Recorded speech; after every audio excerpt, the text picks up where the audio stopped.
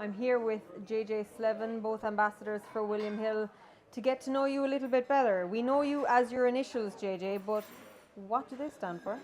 James Joseph. So yeah, but I've always been known as Family James. name? Yeah, my grandfather was James. I think James Jimmy Slevin. So yeah, it's been around for a while. There's always been a James Slevin along the way. Yeah. Okay, so JJ's got a meaning, and JJ's from Wexford, which is a big horse country. Has that always been in your blood? Yeah, for sure. Both sides of the family, we always been involved in horses and pointing mainly, and so yeah, it's been horses have always been around. And your mum and dad, huge influences. They've always, I remember Shay Slevin on the race card longer than we've been alive. Yeah, sure. Daddy's he's been around the game a long time. You know, obviously started off in Wexford and then moved to the Curragh for PJ Finn and worked for Jim Bulger and Aidan, and then he's been doing his own thing at home for a long time now. So yeah, he's been a big influence. Okay, and then you move on. Did you always want to ride? Yeah. Were you ever a soccer kid or a hurling kid? Yeah, sure. Like most people from Ireland growing up, and especially Wexford, you're going to play hurling and football. I wasn't very good now, but I was going to say, especially from Wexford, what does that mean? Does that mean you're good down in Wexford? Or? No, you just like it. Okay. Very, very passionate about it, but I wasn't that passionate about it, but I enjoyed playing it. You tried? Yeah. Okay, so you started riding as an amateur at 16, very early on, so you obviously were hungry, you really wanted it. Yeah, so look, we done all the way up along, you're riding out from whenever you could, and done a small bit of pony racing first and hunting and tipping around and stuff like that. So yeah, the minute I could get the amateur license, I got it. Yeah. And when you were a kid, who's your idol? I remember Paul Carby was like the guy for me that I loved to watch. Yeah, obviously Mick Canaan on the flat was massive influence. I always watched a lot of flat jockeys, Seamus Heffernan, Christy Roach way back. Like I suppose Charlie Swan was probably a big one through riding Istabrack. And then I always loved Timmy Murphy. It was massive, you know, like very natural. So obviously Ruby and Mackay, I suppose, as well. All very stylish, as were you. From the very start, you must have taken that very seriously, because at no stage when you were starting did I think, oh, you're loose or you're long. You know, you were very much compact.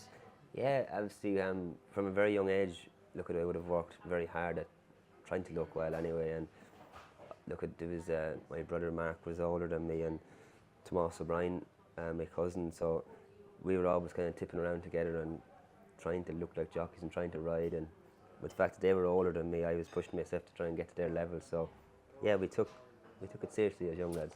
Healthy family competition, you can't beat that. No, I have an older brother. Yeah. We had different styles. Yeah.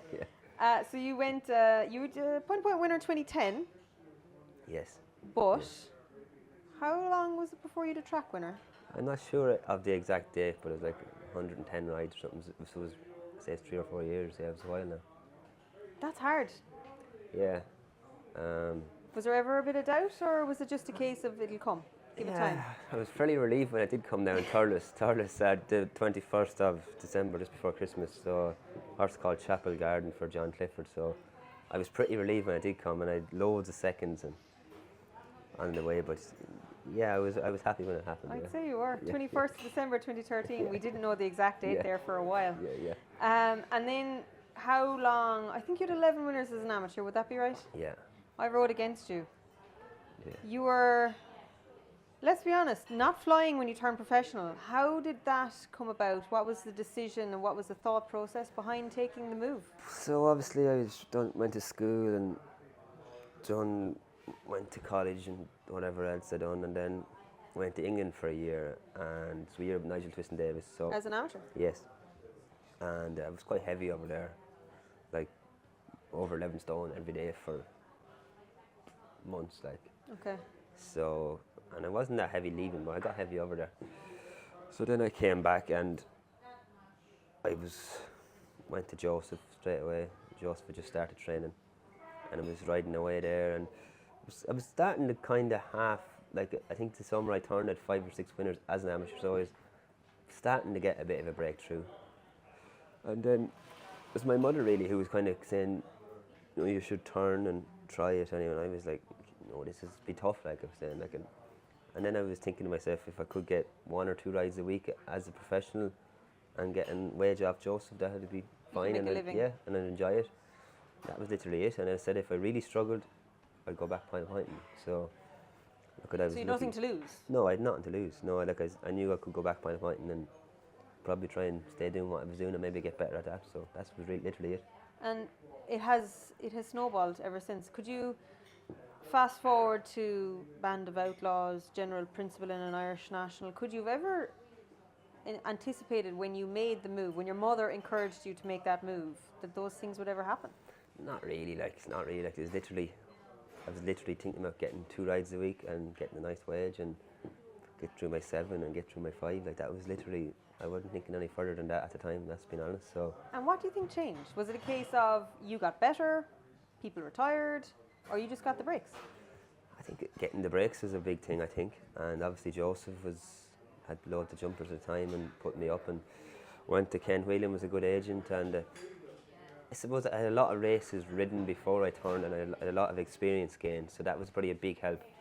And I was probably able to bank on all those rides, like that, those outsiders and pointers along the way, that when I did get a chance to ride better horses, I had a bit of a foundation built up, you know. Yeah, and you had maturity to exploit that. And can you handle pressure? Are you good under pressure? Yeah, I think so. In a racing situation, I think I'm pretty good under pressure because taking me outside, racing is like a comfort zone in a way. When I get outside of racing, sometimes I struggle, but in the racing zone, I think I'm okay. Once you're on the horse and out, you're... Yeah, I think once you get up on the ring, it's just another race. Yeah. So you feel confident on a horse. Pressure is gone once you're on the horse. It's almost you and you have a job to do. Yeah, I think so. Like you have a plan in your head. You've done all your homework beforehand, and most of the time you know the horse. You're trying to find out as much about a horse as you can, and once you get up on him, it's just another race, literally. Yeah, because knowing you beforehand, or even riding against you, but you were always very good with form and researching. And do you put a lot of emphasis into the work you do before you get on the horse? Yeah, and I like to have that. It's kind of a safety blanket that I know. I think I know what's going to go on, and I think I know what's fancied and what jockeys are riding what and what they might do. Yeah, so I would put a big emphasis on that. I try and shape a race in my head before I go out. And then you get. It's almost like hedging your bets. It's a control. Yeah, it's a thing you can control. Yeah, and I would do that for every race, every day, and walk the tracks and look at the ground, and you know that's and it kind of keeps my. It helps me to relax, I suppose. Yeah, because you feel assured you've it done. Yeah. You know, when we were growing up, you watch Charlie Swan, and he was a master tactician. You watch Paul Carberry; he was awesome. Patient race. Ruby his asset was just everything he was. What do you think is your asset as a rider?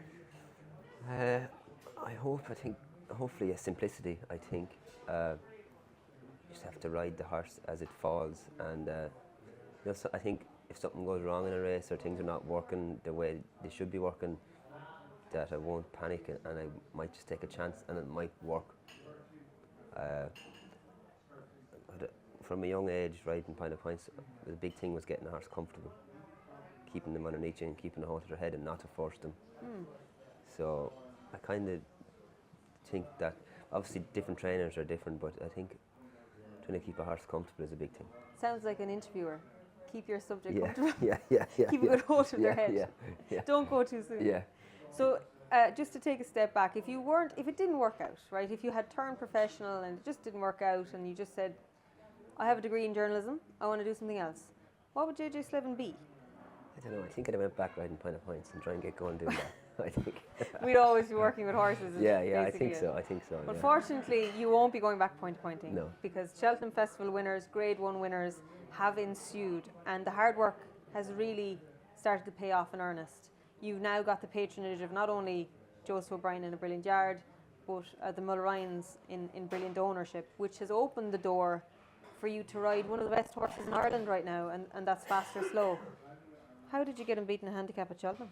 Yeah, it's a fair point, isn't it? You got to look back and laugh, but my God, what a race that was. Second to Cork Rambler, goes on to Punchestown, and you rode him with amazing confidence that day. We can talk about Galopin de Champ, you could talk about Brave Man's Game, but you believed in your horse. Yeah, it's just back to what we were saying earlier. You just have to go out and ride the horse as you think it should roll, no matter what's in the race, you know, and you just have to ride the horse to his strengths and see what happens, isn't it? Yeah, and rock on to the John Durkin again, you can talk about the run down the inside, but he was good enough to get there. He was carrying you everywhere.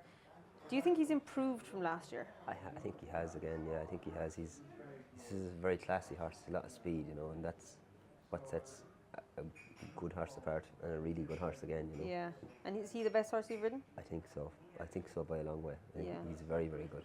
And when you get out of bed in the morning thinking, I'm a jockey, how much of a difference does it make knowing that's my ride? That is the one horse that I am guaranteed that's my horse. Yeah, sure, it's massive. Like, it's massive. I suppose sometimes we try not to think about it too much. We just go day to day, and then when he's coming up, we get in the zone for him. But yeah, he's just even He riding. makes it worthwhile, doesn't he? Yeah. It's like riding him out at home. He is some engine. Like. Yeah. We look ahead to the Dublin Racing Festival, then hopefully all the spring festivals. What is it, I suppose, this year is the Gold Cup dream? Do you think he can do it? I hope so. Yeah, I think he's a massive chance. You have to respect Willie's horse, obviously, Gallop on the Champs, and what he done the last day was unreal. But you'd be looking forward to the clash. You relishing the challenge? Yeah. It's really. 2-0, you know. Yeah, well, it's actually 2-1, isn't it? But Is it 2-1? yeah, Okay. we ran against them in the John Durkin. And yeah, we're really looking forward to it. Yeah. Okay. So then, of course, you have some very good hurdlers to ride as well. A horse I love to watch is Home by the Lee. I wouldn't love to ride him. You need to be all of your fitness because he can be lazy. Yeah, he's a funny horse.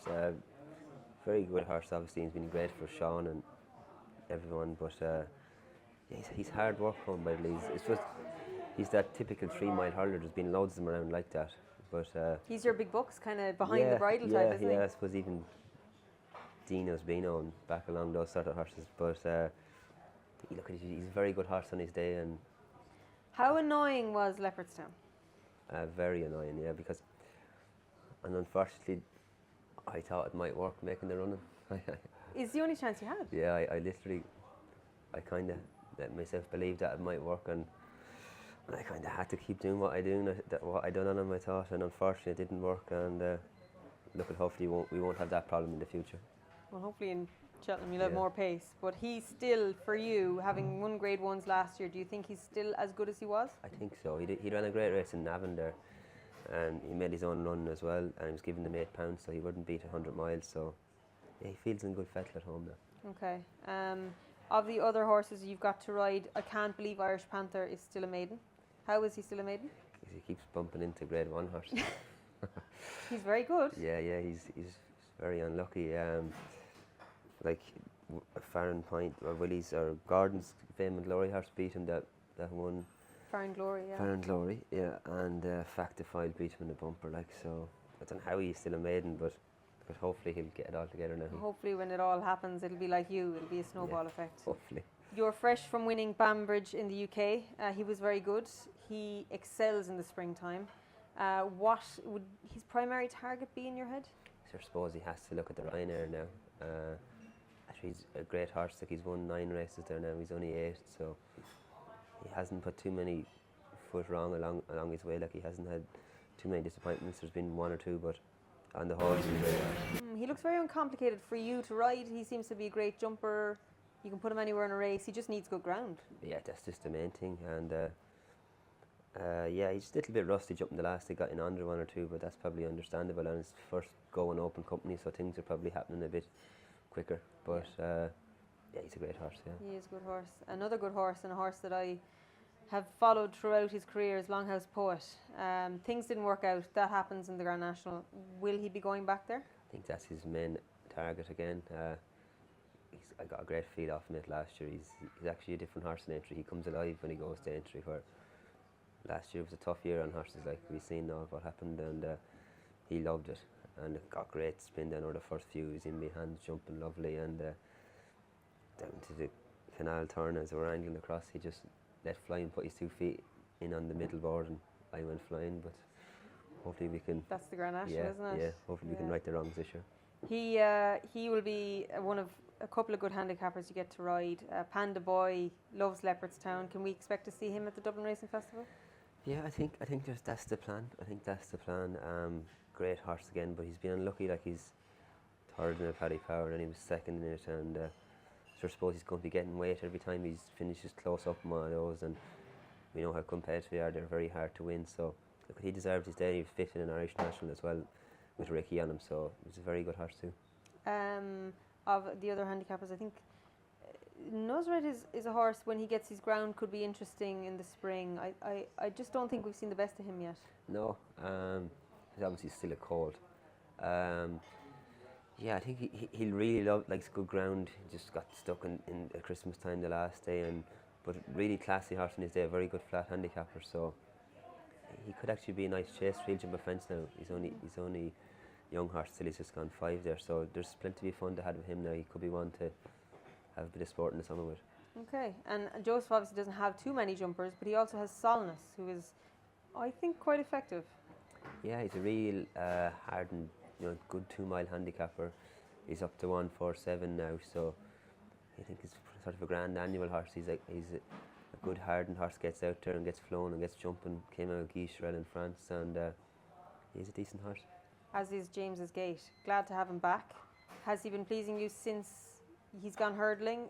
Obviously a very classy bumper horse. Yeah, Martin has worked wonders with James's Gate to get him to where he is. Very good run at Christmas time, ran very well. Just gave a little blow, which is understandable. And then the other day, the things just didn't happen for him in Punchestown. Finished third in the Grade 2. So look what he's looking forward to him for the springtime now. He's a big engine. Would you believe we just reeled off a bunch of Grade 1 horses and top class handicappers? J J Slevin gets to ride all of them. Yeah. It's nice, isn't it? Yeah. Like when you think about where you've come from and how, I suppose, the work you put in to get there, it must be extremely satisfying to sit here now. You're near top of the table in the Irish Jumps Jockeys Championship. You're in demand and you're on the right horses. That you must get a little bit of a kick out of that. Yeah, well, we do, but I suppose the whole thing is, the only reason to look back is to learn from it, and we keep looking forward. It's all about the next day and what's happening in the future, and keep going forward. I think that's the main thing. Keep going forward. So what's the dream? If you dreamt as an amateur to lose your claim as a professional, now having done all that and riding these horses, you must surely have another bar. Yeah, sure. I suppose it's trying to keep riding good winners, like thinking about championships and all is well out of the equation, unfortunately. But yeah, just keep riding good horses and good winners. And I like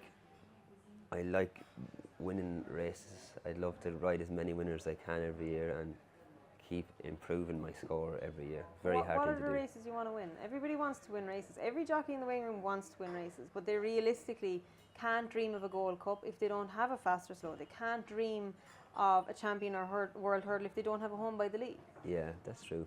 But like I enjoy winning. If I win a 95 on Thursday in Fairy House, I get a kick out of that, and I like next number on to the next number. And well, my main dream all along was to win the Latouche in Punchestown from a very I knew young you'd age. say that. Why did I Do you know know? you'd say that? I don't know, because I've said it a few times. Yeah, but from a young age, like we obviously, as I say, we were pint people, and we followed. We go home and watch, like Tuesday, the Ladies' Cup was the first race, so I was definitely home to watch that. I'd be home from school early and to see what horses End the Bulger had in it, and yeah, I get a big kick out of Banks racing. So you've never forgotten where you've come from, even though you're going up and up and up. The Latouche is the goal. I'd still like, yeah, that'd be a big one. Okay. And on that note, J J Slevin, I hope you win all of the above, and I hope all those horses give you the reward that your hard work deserves. Yes.